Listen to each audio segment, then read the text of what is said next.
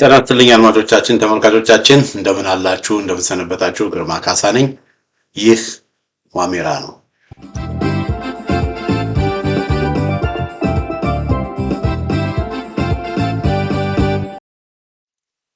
በዛሬው የዋሜራ መርሃ ግብራችን ትኩረታችን የምናደርገው ጎጃም ይሆናል። ያው ጎጃም አካባቢ እንግዲህ ሁላችሁም እንደምታውቁት አንዳንድ ጥያቄዎች እየተጠየቁ ነበረ። የጎጃም የሚንቀሳቀሱት ፋኖች የጎጃም እዝ ለምንድን ነው ዝም ያለው? ብዙ እንቅስቃሴ ሲያደርግ አይታይም። በተለይ ወራቶች አለፉ። በወሎ በጎንደር በጣም መጠነ ሰፊ እንቅስቃሴዎች እየታዩ፣ በጎጃም ግን እንግዲህ ትልቅ ኃይል የሚባለው የጎጃም ኃይል ነው። ሌሎቹ ተከፋፍለው አንድ መሆን አቅቷቸው በጣም ብዙ ጊዜ ሲወስዱ፣ ጎጃም ያለው ኃይል ግን አንድ ከሆኑ በጣም ብዙ ጊዜ ሆኗቸዋል። ግን አንድ ሆነው በጣም ብዙ ጊዜ ከሆናቸው በኋላ ግን ሜዳ ላይ ግን መሰረታዊ የሆኑ ነገሮች ግን ሲያደርጉ ብዙ ጊዜ አይታዩም እና ምንድን ነው ችግሩ የሚል ውስጡን ብዙ ወሬዎች በጎጃም ፋኖች ላይ ይደረጉ ነበረ እና በእርግጥም የጎጃም ቀጠና ቴዎድሮስ እዝ ውስጥ ችግሮች ነበሩ። አድማጮቻችን፣ ተመልካቾቻችን ምንም እንኳን አንድ ቢሆን እንደ ሁሉ ነገር በአልጋ አይደለም። አንዳንድ ነገር ጥሩ ነገር ሲሰራ ችግሮች ያጋጥማሉ። በትግል ውስጥ አንዳንድ ነገሮች ይወሳሰባሉ፣ ችግሮች ያጋጥማሉ እና በጎጃምም ችግሮች ነበሩ እና በዛ ችግሮች ምክንያት ነው እንግዲህ ነገሮች ተቆላልፈው መሰረታዊ የሆኑ ነገሮች መስራት ያልተቻለው እና በዚህ ጉዳይም ብዙዎቻችን ጥያቄዎች ስንጠይቅ ነበር። ብዙዎቻችን ምንድን ነው እያልን አንዳንድ የቴዎድሮስ እዝ አመራሮችንም ስናነጋግር ነበር እና በብዙ ሰዎች አይምሮ ውስጥ በጣም አጠያያቂ የሆነ ነገር ነበረ እና ግዙፍ ኃይል የሚባል ትልቅ ኃይል የሚባል የተደራጀ በጣም ብዙ ሰራዊት ያለው ኃይል ለምንድን ነው እንደዚህ የተዳከመው? ፍሮዝ ያደረገው ለምንድን ነው በሚል ብዙ ጥያቄና ግን ያንን በተመለከተ አንዳንድ ችግሮች ነበሩ እና እነዚህ ችግሮች ተፈተው ሪዞልቭ ሆነው ያው እንግዲህ እንደምታውቁት ጎጃም ማለት ትልቅ ክፍለ ሀገር፣ በጎጃም ውስጥ ደግሞ ያለው ኃይል በጣም ሰፊ ኃይል ነው እና አንዳንድ አገዛዙም ሰርጎ ገቦችን ያስገባል። አገዛዙም በገንዘብ የሚገዛቸው አሉ። የባህሪ ችግር አለ እና በዚህና በዛ ምክንያት እንደገና አገዛዙ ደግሞ ነገሮቹን ዙሚን አድርጎ ብዙ ነገሮችን ደግሞ ዙሚን አድርጎ የድሮን ጥቃቶችንም ስለሚፈጽም እንደ ልብ ተገናኝቶ ችግሮችን ለመፍታትም ሁኔታዎች አስቸጋሪ ነበሩ እና በዚህና በተለያዩ ምክንያቶች ጎጃም ላይ በጣም ከዚህ በፊት እናይ እንደነበረው ከዚህ በፊት እንደውም ብዙ ጊዜ ውጊያ የሚደረግ የነበረው ጎጃም ውስጥ ነው። እኔ አስታውሳለሁ የጎጃም እዝ ሲቋቋም አገዛዙ በእነ መሐመድ ተሰማን ምስራቅ እዝን ራሱ እንዳለ ወደ ጎጃም በማፍሰስ በቃ የሀገሪቱ ጦር አብዛኛውን ጎጃም ላይ በማፍሰስ ፈረስ ቤት ደጋዳሞት የሚባል አካባቢ ነበሩ እነ ሻለቃ ዝናቡ የነበሩት። እነ ሻለቃ ዝናብን ለመያዝ ወይም ለመግደል የጎጃም እዝ የተባለውን አመራሮች ለመያዝና ለመግደል በአምስት አቅጣጫ ነበረ ወደ ደጋዳሞት ወደ ጎጃም እምብርት የተሰማራው። አንዱ በሞጣ በኩል፣ ሌላው በአዴት በኩል ከሰሜን፣ እንደገና ደግሞ በጅጋ በኩል ሶስተኛ፣ አራተኛ በደንበጫ በኩል፣ አምስተኛ ደግሞ በምዕራብ በቲሊሊ በኩል በጊሻ አባይ አድርጎ በቲሊሊ በኩል በአምስት አቅጣጫ ከፍተኛ ጦር ወደ ደጋዳሞት ልኮ እነ ሻለቃ ዝናቡን ለመግደልና ለማሰር ብዙ ሙከራ ተደርጎ ነበር። ግን የጎጃም ፋኖች በሚያስደምም ሁኔታ ራሳቸውን ተከታትለው ያንን ግዙፍ ያገዛዙ ጦር ድባቅ የመቱበት ሁኔታ ነው የነበረው እንግዲህ እና በጣም ብዙ ውጊያዎች ጎጃም ይደረጉ ነበረ። ሁላችሁም እንደምታስታውሱት የመቶ ተራራዎች ዘመቻ፣ አንድነት ዘመቻም ተብሎ በተደረገ ጊዜ የታየውን ድል፣ የተመዘገበውን ድል ሻለቃ ዝናቡ ራሱ የቴዎድሮስ እዝ የወታደራዊ ዘመቻ መምሪያ ኃላፊ በመግለጫዎች ሁሉ በየጊዜው ይሰጥ ነበር። በቃ የተገኙ ድሎችን እንደዚህ ሆነ፣ እንደዚህ ገባ፣ እንደዚህ የተወጣ፣ ይሄን ያልተማረከ፣ ይሄን ያልተያዘ፣ እንደዚህ ገባ እና በጣም አስደማሚ የሆነ ለብዙ እዞች ምሳሌ ተደርጎ የሚታይ እንቅስቃሴ ነበር በጎጃም የሚደረገው። ግን ላለፉት 10 ወር ምናምን አካባቢ ግን ጸጥ ረጭ እና ምንድን ነው የሚል ብዙ ጥያቄዎች እነሱ ነበር። ሆኖም ግን አድማጮቻችን ተመልካቾቻችን እንደልኳቸው የነበሩ ችግሮች ሶልቭ አድርገው የቴዎድሮስ እዝ የአማራ ፋኖ ብሔራዊ ንቅናቄ ቴዎድሮስ እዝ በጣም በጣም ያለውን አደረጃጀት አስተካክሎ መፈታት ያለባቸው ነገሮች ተፈተው መታረም ያለባቸው ነገሮች ሁሉ ታርመው የነበሩ አንዳንድ መዝረክረኮች ተስተካክለው የነበሩ አንዳንድ ክፍተቶች ተሞልተው በተጠናከረ መልኩ በተደራጀ መልኩ ራሱን አዋቅሮ በጣም ኤክስትሪምሊ ፕሮፌሽናል በሆነ መንገድ ጦሩ እንደገና ተነስቷል። አድማጮቻችን፣ ተመልካቾቻችን እና የቴዎድሮስ እዝ በጣም በርካታ ዝግጅቶች ያደረገ እንዳልኳችሁ ዝም ብሎ ወታደር ዝም ብሎ አይዋጋም። ወታደር ሄዶ ከመዋጋቱ በፊት መሟላት ያለባቸው ነገሮች አሉ። ምንድነው መሟላት ያለበት ነገር? አንዱ መሟላት ያለበት ነገር ዲሲፕሊን መሟላት አለበት። ጦሩ በዲሲፕሊን የታነጸ መሆን አለበት። ጦሩ በዲሲፕሊን የታነጸ ካልሆነ አድማጮቻችን፣ ተመልካቾቻችን ጦሩ በዲሲፕሊን የታነጸ ካልሆነ አስቸጋሪ ነው የሚሆነው እና በጣም ጦሩ በዲሲፕሊን ካልታነጸ ነገሮች ሁሉ አስቸጋሪ ነው የሚሆነው። ስለዚህ ይሄን ሁሉ ነገር ለመስራት ሃይራርኪውን በደንብ በጠበቀ መልኩ ስራዎች እንዲሰሩ ለማድረግ አንዳንድ ዝግጅቶችንም ስትራቴጂክ በሆነ መንገድ በስሜት ሳይሆን ስትራቴጂክ በሆነ መንገድ ዝግጅቶች በማድረግ የአሳምነው ቴዎድሮስ እዝ ዝግጅቶችን ካደረገ በኋላ በዚህ ሳምንት በጣም አስገራሚ በጣም አስደማሚ የብልጽግና ካምፕን እጅግ በጣም ያስደነገጠ ትልቅ ኦፕሬሽኖች አድርገዋል። አድማጮቻችን፣ ተመልካቾቻችን እና እነዚህ ነው እንግዲህ ዛሬ መተነተንላችሁ። መጀመሪያ ማሳያችሁ የቴዎድሮስ እዝ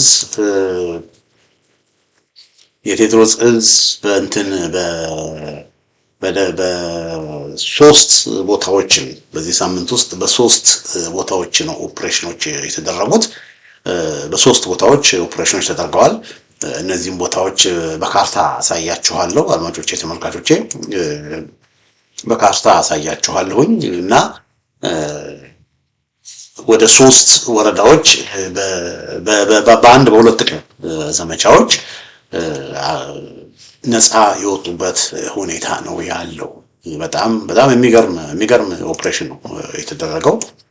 ካርታውን ላሳያችሁ። እዚህ ጋር የምታዩት ካርታ ነው አድማጮቼ። ያው ካርታው የለም እንደው እንዲመች በሚል ነው እዚህ ቦታ እነዚህን ካርታዎች ያስቀመጥኩት እና እዚህ ጋር የምታዩት ይሄ እንግዲህ በሰማያዊ ያደረኩት የአባይ ወንዝ ነው። ከባህር ዳር ያው ይነሳል። ከጤና አባይ ይነሳና ከዛ ወደ ታች ይጠመዘዛል። ወደ ታች ከተጠመዘዘ በኋላ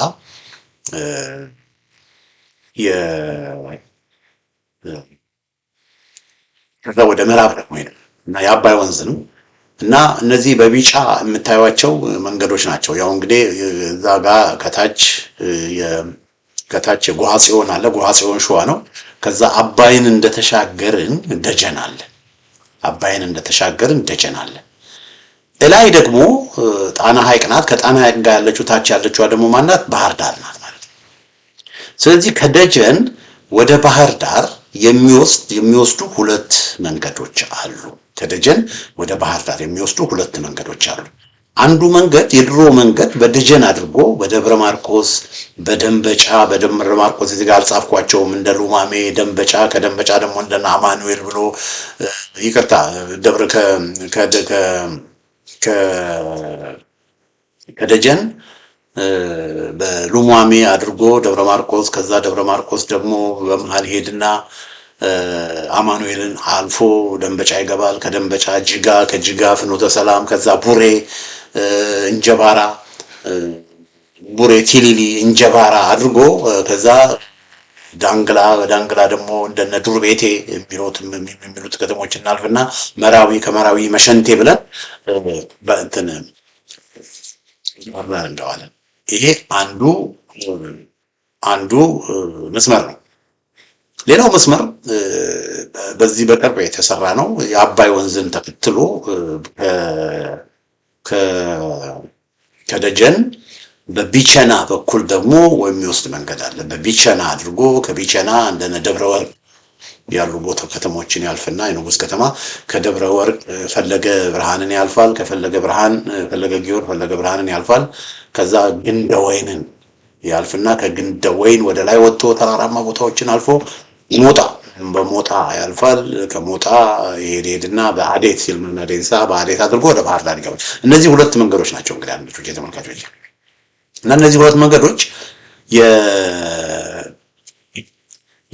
ወደ ጎጃም የሚወስዱ ሁለቱ መንገዶች ናቸው። ወደ ጎጃም የሚወስዱ ሁለቱ መንገዶች እነዚህ ናቸው። ዋና ዋና መንገዶች ማለት ነው።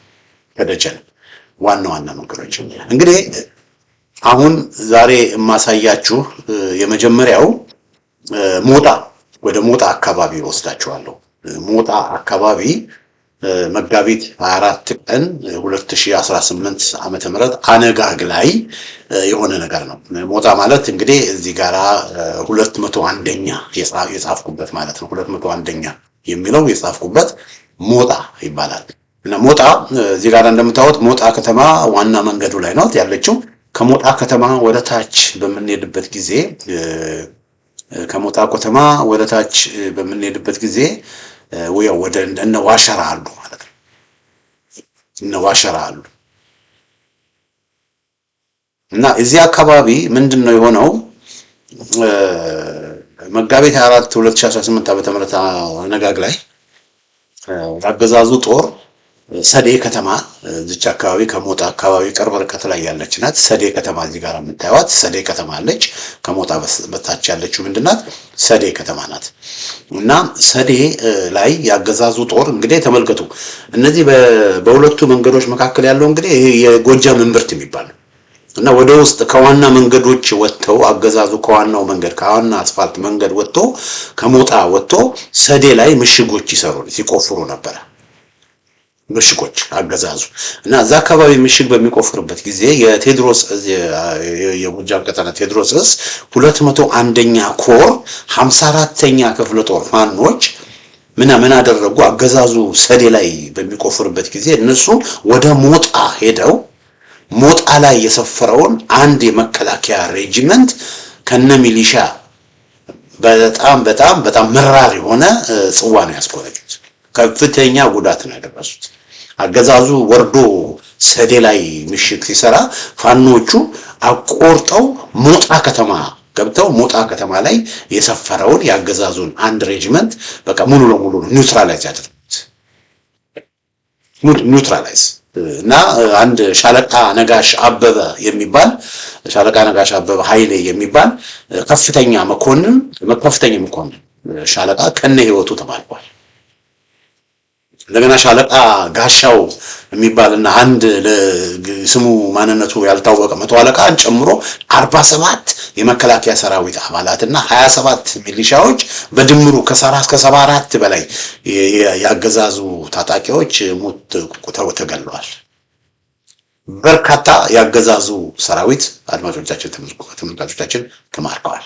በርካታ 50 በላይ የነፍስ ወከፍ መሳሪያና ሌሎች ወታደራዊ ቁሳቁሶች ወደ ፋኖች ቁሳቁሶች ወደ ክፍለ ጦር ማለትም 54ኛው ክፍለ ጦር የ201ኛ ኮር 54ኛ ክፍለ ጦር የፋኖ 201ኛ ኮር 54ኛ ክፍለ ጦር ግምጃ ቤት ገብቷል፣ ገቢ ሆኗል። እና በዚህች እንዳልኳችሁ ሞጣና ሰዴ አካባቢ በተደረገው ኦፕሬሽን አንደኛ የተደመሰሰ መከላከያ ሰራዊት አባላት ቁጥራቸው 42 ነው።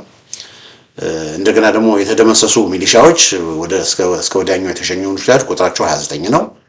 በእጅ የተያዘ አንድ ሻምበል ባሻና 4 መሰረታዊ ወታደር 4 መስመራዊ ወታደሮች ህይወታቸው አልፏል። ከ40 በላይ የነፍስ ወከፍ መሳሪያም ገቢ ተደርጓል። ይሄ እንግዲህ በሞጣ አካባቢ በ201ኛ ኮር የተደረገ በምስራቅ ጎጃም ዞን የተደረገ ኦፕሬሽን በጣም አስገራሚ በጣም አስደማሚ ኦፕሬሽን ጥንቃቄ በጣም በፋኖች ላይ የደረሰው ጉዳት በጣም ሚኒማል። ለምን ጥንቃቄ ባለው መልኩ ነው ኦፕሬሽኑ የተደረገው። አድማጮቻችን ተመልካቾች እነሱ እንዳልኳችሁ ሰዴ ሄደው ሲቆፍሩ ፋኖቹ አካባቢውን ስለሚያውቁት ቦታውን ስለሚያውቁት በአቋራጭ ሄደው ሞጣ ላይ ነው ኦፕሬሽን እና በጣም አስደማሚ የሆነ በሰዴና በሞጣ አካባቢ የተደረገው ኦፕሬሽን እጅግ በጣም የሚያስገርም ነው። ይህ አንዱ በዚህ ሳምንት የተደረገ ኦፕሬሽን ነው። አድማጮቻችን፣ ተመልካቾቻችን ልቀጥል።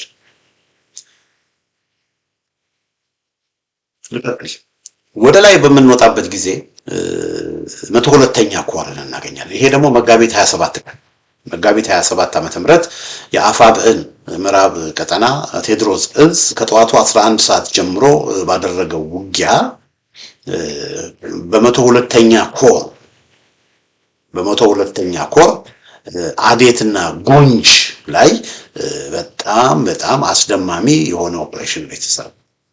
አዴት እንግዲህ ዋናው መንገድ ላይ ያለች ከተማ ናት። እንደምታዩት ከባህር ዳር ወደ ታች ስትሄዱ አዴት ከተማ አለች፣ ይልማና ዴንሳ እና ከዚህ ከዋናው ቢጫው መንገድ አላለ። ከዛው መንገድ ወደ ላይ በምንሄድበት ጊዜ ደግሞ ምን እናገኛለን? ጎንጅን እናገኛለን። እና በዚህ አዴትና በጎንጅ በተሰራው ኦፕሬሽን በአዴት ከተማ አድማጮቻችን፣ ተመልካቾቻችን ይልማና ይሄ እንግዲህ ዋና አስፋልቱ ላይ ያለ ከተማ ነው። በአዴት ከተማ 159 የነፍስ ወከፍ መሳሪያ፣ 14800 የብሬን ተተኳሽ፣ 14984 የክላሽ ተተኳሽ፣ ጠቅላላ ድምር 27784 ተተኳሽ ተማርኳል። 61 የእጅ ቦምቦች፣ 221 የክላሽ ቦምቦች፣ 221 የክላሽ ካዝና ሳጥኖች ማለት ነው። ክላሽ ያለበት ካዝና ሳጥኖች፣ 5 ኩንታል ከስክስ ጫማና የሚሊተሪ ከስክስ ጫማ 5 ኩንታል፣ 24 የደረት ትጥቅ፣ 12 የወገብ ትጥቅ ተማርኳል። እንግዲህ ከላይ ያልኳችሁ ያከበብኳችሁ 102ኛ ኮር በተንቀሳቀሰበት አዴትና ጎንጅ አካባቢ በተደረገው ይሄ በአዴት የተማረከ የተገደለ ያገዛዙ ጦር 97 ሚሊሻ፣ 3 አድማ ብተናና 22 መከላከያ በድምሩ 156 ያገዛዙ ታጣቂዎች ሞተዋል። የወደመ የተቃጠለ ያገዛዙ ተሽከርካሪ 7 ተሽከርካሪ ያገዛዙ ተሽከርካሪ ወድሟል። በኦፕሬሽን የተለቀቀ የግፍ እስረኞች ታስረው የነበሩት በአዴት ታስረው የነበሩት 206 እስረኞችም ፋኖች አስፈትተዋል። በጎንጅ ከተማ ላይ ደግሞ እዛቸው ከአዴት በስተ ምስራቅ በኩል ባለችው በጎንጅ ከተማ ላይ እዚህ ጋር እንደምታዩት ማለት ነው 89 ሚሊሻ፣ 24 መከላከያ በድምሩ 103 ያገዛዙ ታጣቂዎች ሞተዋል። ቁሳዊ ምርኮ የተማረከ ነፍስ ወከፍ መሳሪያ 58፣ ተተኳሽ 3480 ተተኳሾች በፋኖች ገብተዋል። ይሄ እንግዲህ በዚች ሳምንት ብቻ የሆነ ነው ወገኖች። 102ኛ ኮር ያደረገው ያስመዘገቡት። ሶስተኛው ፈረስ ቤት ነው።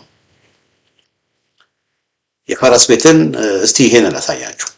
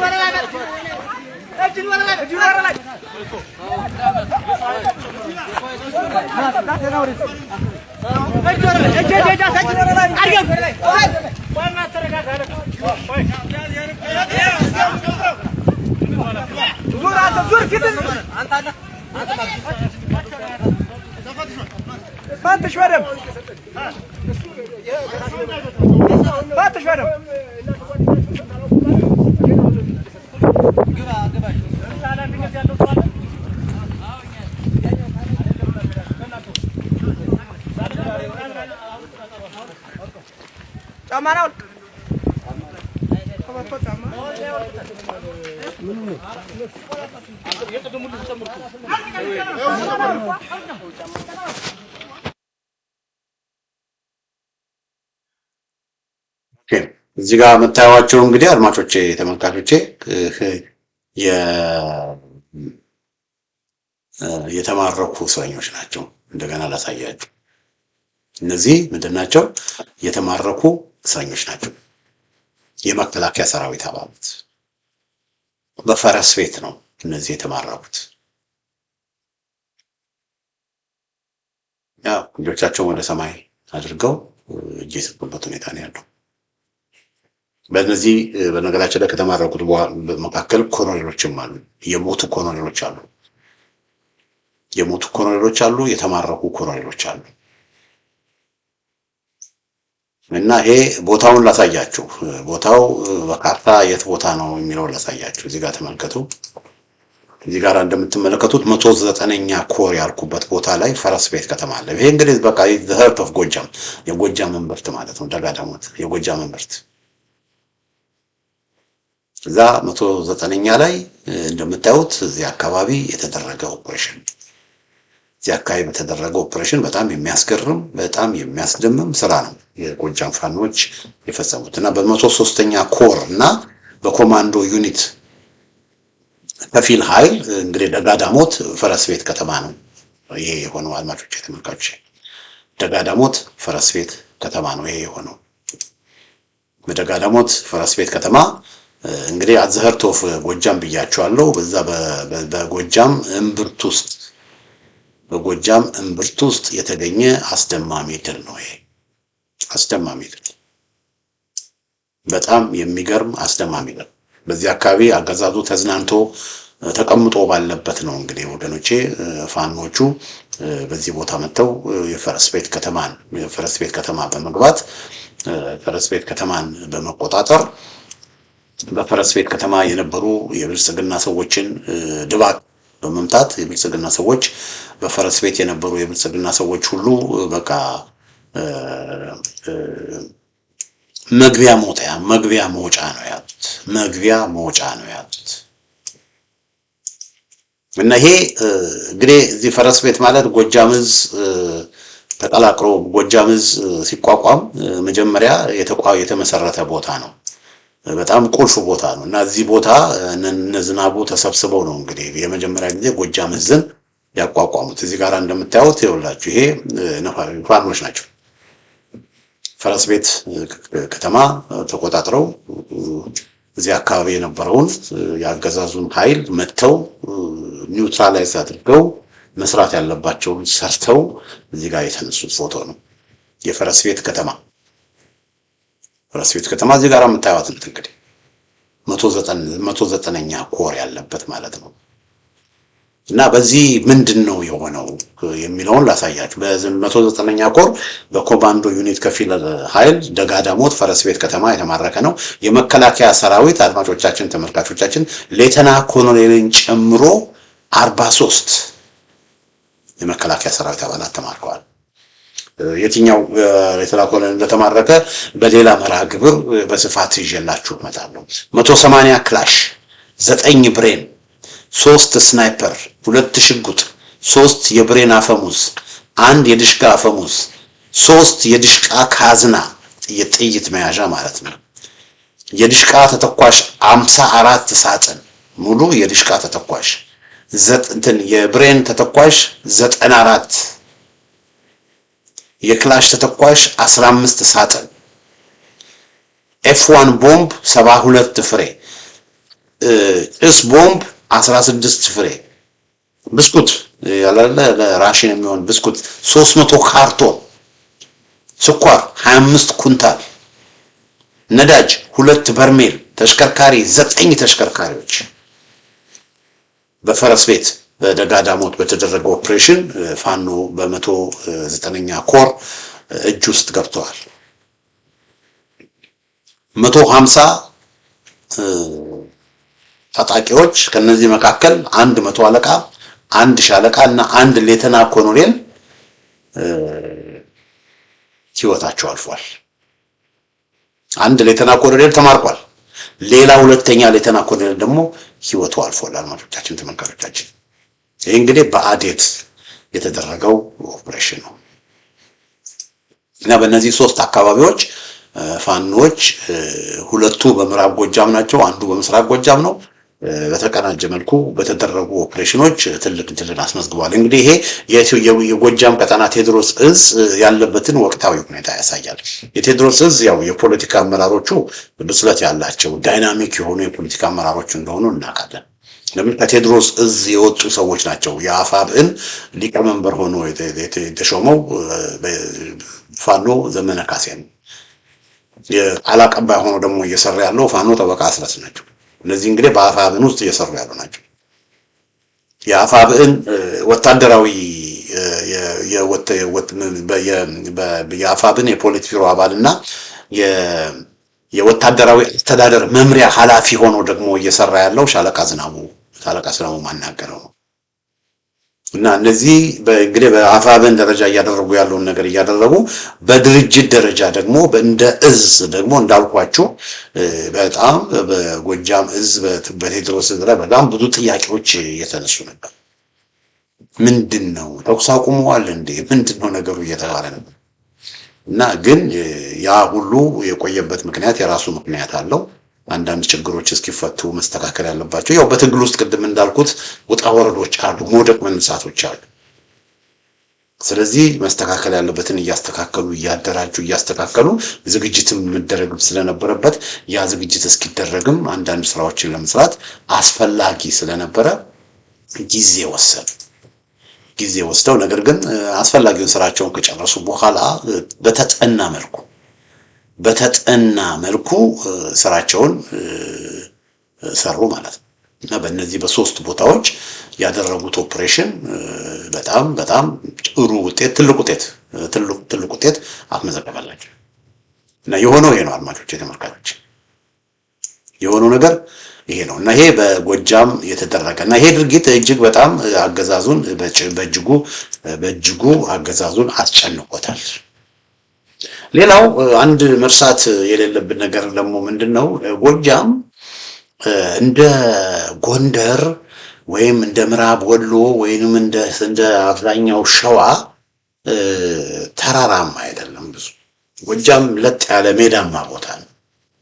በጣም ሜዳማ ቦታ እንደመሆኑ በጣም የሽምቅ ውጊያም ለማድረግ አስቸጋሪ ነው።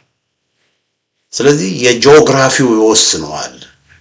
አንዳንድ ወታደራዊ ኦፕሬሽኖችንም ለማድረግ ጂኦግራፊ ይወስነዋል።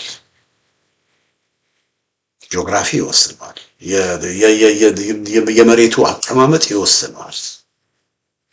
ስለዚህ ያንንም ከግምት ማስገባት ያስፈልጋል። በጎጃም ውስጥ እንደ ልብ ተነስተው እንቅስቃሴ ለማድረግ አይችሉም። ለምን? ሜዳማ ስለሆነ ለድሮን ጥቃትም ለሌላም ነገር ተጋላጭ ስለሆነ ጥንቃቄ ባለው መልኩ ዝግጅት ባለው መልኩም ደግሞ መሰራት ስላለበት በቴዎድሮስ እዝ አካባቢ ከዚህ በፊት እናየው እንደነበረ አይነት እንቅስቃሴዎች አናይም ነበር። አሁን ግን ይሄ የተደረገው ግን በጣም ጨዋታ ቀያሪ የሆነ እንቅስቃሴ ነው። ትልቅ መልእክትን ያስተላለፈ እንቅስቃሴ ነው። በወሎ በሳድም አጀማዲ ዘመቻ ወቅት የወሎ ፋኖች ያደረጉትን አይተናል። ከመጋቢት ጀምሮ ደግሞ የጎንደር ፋኖች ያደረጉትን አይተናል። እያደረጉት ያለውንም ነገር አይተናል። የሸዋዎችም ደግሞ ከፍተኛ ኃይል የሸዋ ፋኖችን ለመምታት ለመደምሰስ ተነስቶ እንዴት አድርገው ራሳቸውን እንደመከቱ አይተናል። ጎጃም ደግሞ ይሄው እያየን ስለዚህ ይሄ የሚያሳየው ምንድነው? በጎጃም የተከሰተው ነገር በጣም ከፍተኛ የሆነ ድንጋጤ በአገዛዙ ላይ ፈጥሯል። አንድ ሌላ ነገር ላሳያችሁ፣ ይሄን ተመልከቱ።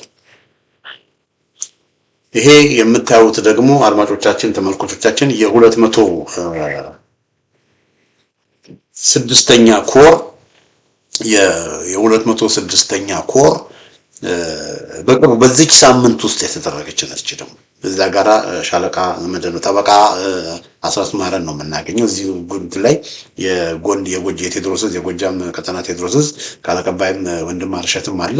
እዚህ ጋራ የምናየው ምንድነው ኮማንዶ ሲያስመርቁ ነው። የ206ኛ ኮር ኮማንዶችን አስመርቆ ማለት ነው። እና በጣም ከፍተኛ የሆነ የኮማንዶ ኃይልም እየተመረቀ ስልጠናዎች እየተሰጠ ዝግጅቶች እየተሰጠ ነው። በፊት በክፍለ ጦሮች ነበሩ የጎጃም እዝ ኦርጋናይዝድ የሆነው። አሁን በአምስት ኮሮች 206ኛ ኮር፣ 201ኛ ኮር፣ 109ኛ ኮር፣ 102ኛ ኮር፣ አምስተኛውን ኮር አላስታወስኩትም። በአምስት ኮሮች ኦርጋናይዝድ ሆኖ በአምስት ኮር ኦርጋናይዝድ ሆኖ በቃ ክፍለ ጦሮቹም ራሱ አደረጃጀቶቻቸው ራሱ ዘመናዊ ፕሮፌሽናል ወታደሮችን በሚመጥን መልኩ ነው የተደረጉት። ስለዚህ ትልቅ ሰራዊት ትልቅ አርሚ እየተገነባ ነው። 5 ኮሮች በፊት ወደ 15 ክፍለ ጦሮች ነበሩ። ከነዚህ 15 ክፍለ ጦሮች አንዱ ሜካናይዝድ ክፍለ ጦር ነው። ጎጃም ብቻ ነው ማወራላችሁ። በመቶ ሺህ የሚቆጠር ሰራዊት ነው ጎጃም ያለው። በጎንደር ያለውንም ተመልከቱ። በጎንደር ወደ 8 ኮሮች አሉ። በወሎ ወደ 6 ኮሮች አሉ። በሸዋ 4 ኮሮች አሉ። 5 ኮሮች ይሆናሉ ተብሎ ነው የሚጠበቀው። እንግዲህ ኮሮቹን ስንደምር በጎጃም 5 በሸዋ 4 9 በሉት። አሁን 5 ሲሆን በሸዋ 5 10 በሉት። በወሎ 6 16 ኮር፣ በጎንደር 8 24 ኮሮች አሉ ወገኖች፣ እየሰለጠኑ እየተደራጁ ብቃት ያላቸው እና ፋኖ ፎርሚደብል በሆነ መንገድ ስራውን እየሰራ ወገኖቼ። ኮሎኔሎች እየተማረኩ ነው። ያገዛዙ ኮሎኔሎች እየተማረኩ ነው። ኮሎኔሎች እየሞቱ ነው። ሻለቃዎች እየተማረኩ ነው። ሻለቃዎች እየሞቱ ነው። ያገዛዙ ጦር እንደገና ላሳያችሁ፣ በዚህ መልኩ እጁን እየሰጠ ነው። ታያችሁ፣ ተመልከቱ ይሄንን እንደገና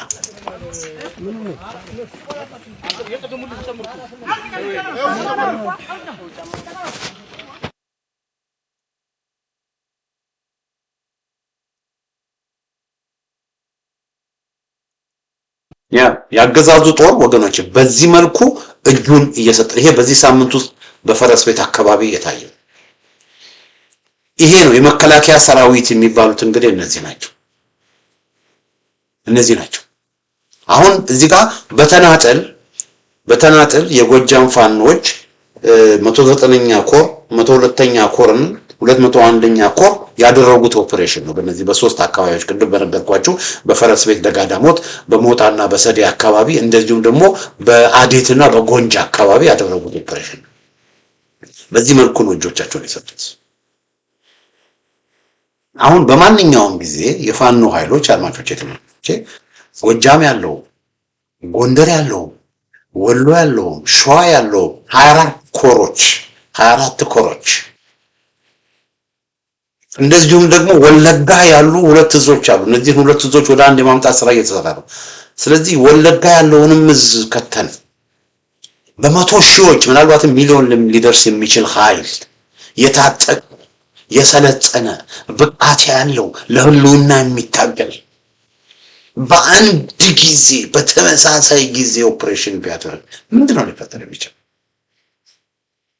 እና የብልጽግና አገዛዝ አድማጮች ተመልካቾች የብልጽግና አገዛዝ ፋኖን ማሸነፍ አይችልም። ከ3 ዓመት በፊት ፋኖን እንኳን ትጥቃቸውን አበቷቸውንም እናስፈታለን ነበረ አብይ አህመድ ሲሉ የነበሩት። ግን ትጥቃቸውን ብቻ አይደለም አበቷቸውንም እየፈቱ ያሉት የመከላከያ ሰራዊት አባላት ናቸው። እዚህ ጋር እንደምናየው ፋኖን ትጥቅ እናስፈታለን፣ እጅ እንዲሰጡ እናደርጋለን ብለው ነበረ ሲዝቱ የነበሩት ከ3 ዓመት በፊት። አሁን እያየን ያለነው ግን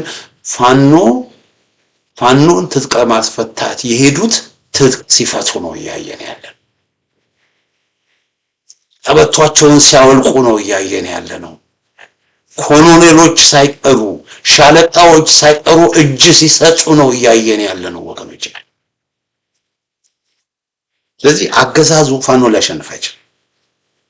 ስለዚህ ለአገዛዙ የሚሻለው አሁንም ሁሌ ተደጋግሜ ብዬ ብለው ይሄ ጦርነት ቶሎ ቢቋጭ ቶሎ እልባት ቢያገኝ በጣም ጥሩ ነው። የብልጽግና ሰዎች ይሄን ፕሮግራም የምትከታተሉ፣ ለብልጽግና ቅርብ የሆናችሁ ሰዎች ይሄን ፕሮግራም የምትከታተሉ አሁንም የማስተላልፈው መልእክት የሰላም መልእክት ነው።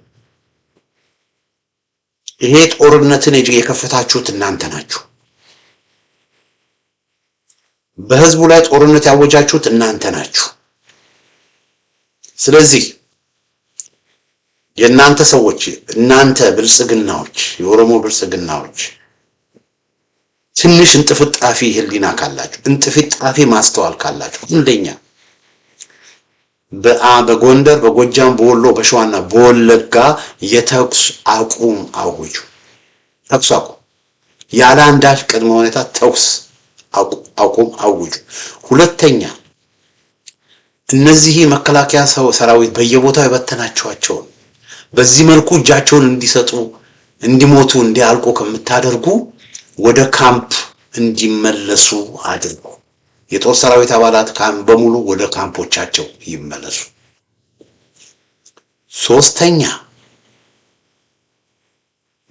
ያሰሯቸውን የህሊና እስረኞች የፖለቲካ እስረኞችን በሙሉ ይፍቱ።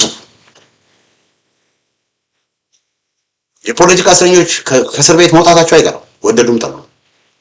አይተናል። በአዴት 106 የታሰሩ እስረኞችን ፋኖች አስፈትተዋል።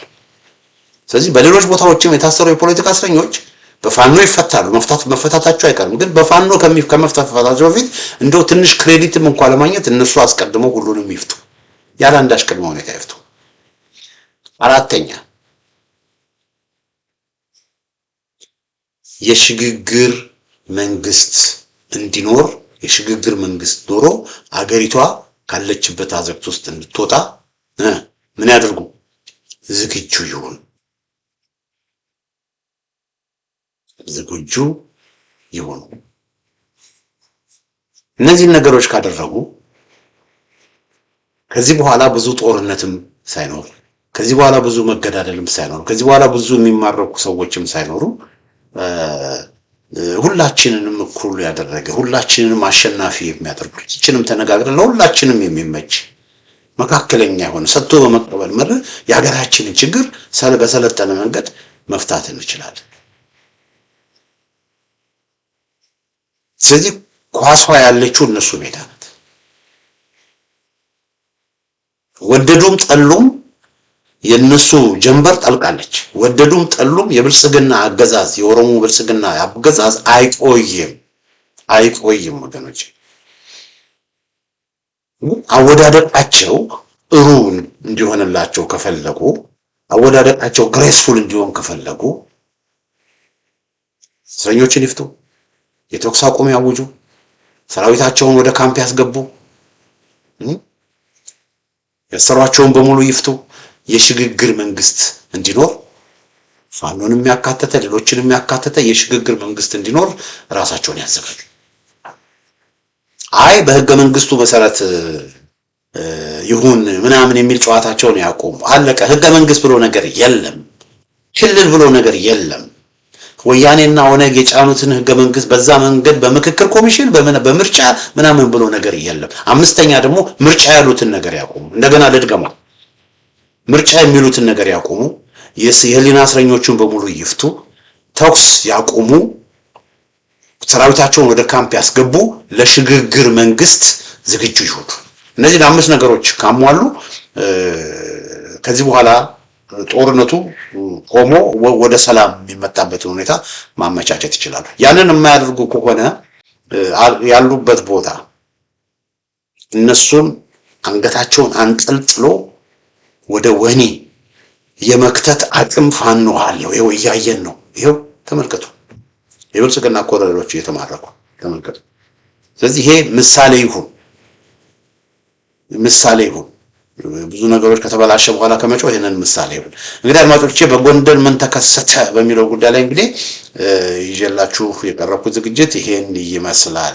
በጎንደር በሶስት ቦታዎች የተከሰተው አስደማሚ ወታደራዊ ድልና ወታደራዊ ኦፕሬሽን ያገዛዙን ሰዎች በእጅጉ ያስደነገጠበት ሁኔታ ነው እና ቆም ብሎ እንዲያስቡ ሊያደርግ ይችላል የሚል እምነት አለኝ እና የጎንደር ቀጠናም ደግሞ ቴዎድሮስ ወቅታዊ ሁኔታ ይሄን ይመስላል። ብዙ ጥያቄዎች እነሱበት ነበረ እዙ።